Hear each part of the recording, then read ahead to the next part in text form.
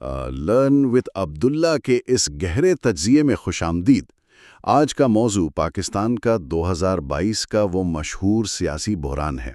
ہم غیر جانبدارانہ حقائق کی روشنی میں دیکھیں گے کہ کیسے ایک مشہور عالمی کرکٹر یعنی عمران خان پاکستان کی تاریخ کے وہ پہلے وزیر اعظم بنے جنہیں تحریک عدم اعتماد کے ذریعے عہدے سے ہٹا دیا گیا۔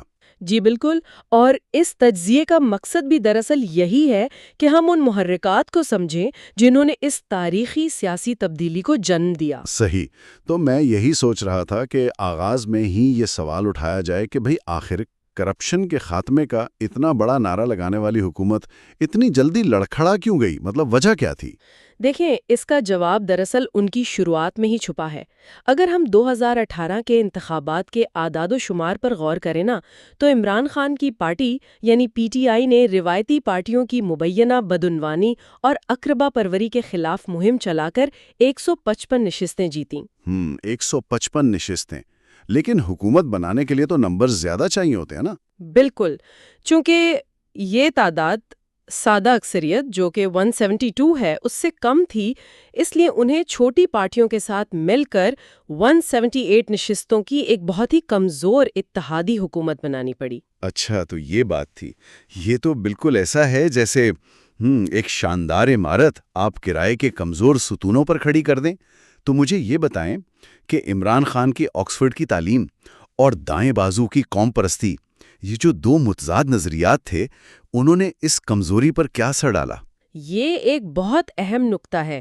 بات یہ ہے کہ حکومت کا انحصار اتحادیوں پر بہت زیادہ تھا، اور ان نظریاتی تضادات نے گورننس کو بری طرح متاثر کیا۔ مطلب ایک طرف آپ کو لبرل پالیسیاں چاہیے تھیں، دوسری طرف سخت گیر موقف۔ ہاں، تو ظاہر ہے اس سے فیصلے لٹکتے ہوں گے۔ پھر مہنگائی اور معاشی مسائل بھی تو شروع ہو گئے تھے نا؟ جی بالکل، اور انہی معاشی مسائل کو بنیاد بنا کر انتہائی دائیں سے لے کر بائیں بازو تک کی تمام متضاد اپوزیشن جماعتوں نے پی ڈی ایم کے نام سے ایک اتحاد بنا لیا۔ مجھے اس بات پر ہمیشہ حیرت ہوتی ہے کہ کیا شدید نظریاتی اختلافات رکھنے والی پارٹیاں، مطلب جن کے اصول بالکل الگ ہوں، کیا وہ واقعی صرف ایک مشترکہ سیاسی ہدف کے لیے اپنے تمام اصول بھلا سکتی ہیں؟ بھئی جب سیاسی بقا خطرے میں ہو اور معاشی بحران سر پر کھڑا ہو تو نظریات اکثر پس پشت چلے جاتے ہیں۔ ان سب کا ایک ہی بیانیہ بن گیا تھا، اور صورتحال تو اس وقت سنگین ہوئی جب عمران خان کے اتحادیوں جیسے مسلم لیگ کاف اور MQM انہوں نے ان کا ساتھ چھوڑنا شروع کر دیا۔ ہاں، اور صرف اتحادی ہی نہیں، خود ان کی اپنی پارٹی کے اراکین بھی تو جا رہے تھے۔ یہیں سے وہ غیر ملکی سازش کے الزام والا آئینی بحران شروع ہوا نا؟ بالکل، جب حکومت گرنے لگی تو عمران خان نے امریکہ پر حکومت گرانے کی سازش کا الزام لگا دیا، جسے ظاہر امریکہ اور اپوزیشن دونوں نے سختی سے مسترد کر دیا۔ صحیح، اور پھر وہ ڈپٹی اسپیکر والا واقعہ ہوا جس نے غیر ملکی مداخلت کا حوالہ دے کر ووٹنگ ہی روک دی۔ مطلب یہ تو ایسا ہے جیسے کرکٹ کے کھیل میں آخری اوور چل رہا ہو، کپتان ہار رہا ہو اور وہ اچانک کھیل کے اصول ہی بدل دے۔ زبردست تشبیہ دی آپ نے، لیکن یہیں پر سپریم کورٹ نے مداخلت کی اور اس اقدام کو غیر آئینی قرار دے دیا۔ ہمارے ذرائع یہ واضح کرتے ہیں کہ یہ عدلیہ کی آزادی اور بغیر کسی فوجی مداخلت کے آئینی عمل کی پاسداری کی ایک بڑی مثال تھی۔ بالکل۔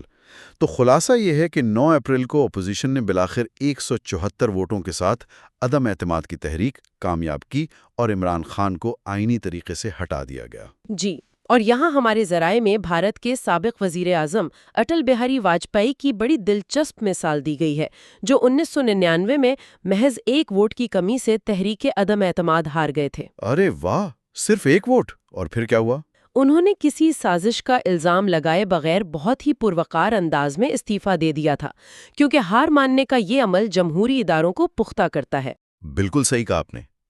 تو اس سارے تجزیے کے بعد یہ ایک بہت بڑی غور طلب بات ہے کہ کیا کسی بھی ملک میں لیڈر کی مقبولیت سے زیادہ آئین کی بالادستی اہم ہوتی ہے؟